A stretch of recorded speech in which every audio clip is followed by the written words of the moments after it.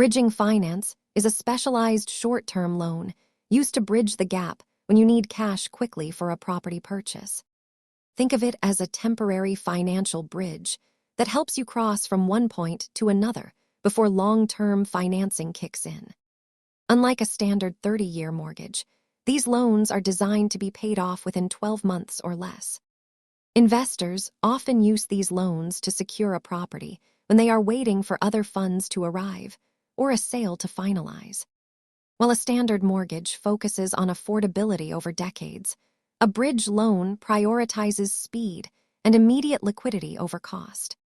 The trade-off for this convenience is significantly higher interest rates and upfront fees compared to traditional bank loans. Because these loans are expensive, they should only be used when you have a guaranteed way to repay the balance very soon. Always review the total cost of borrowing before committing.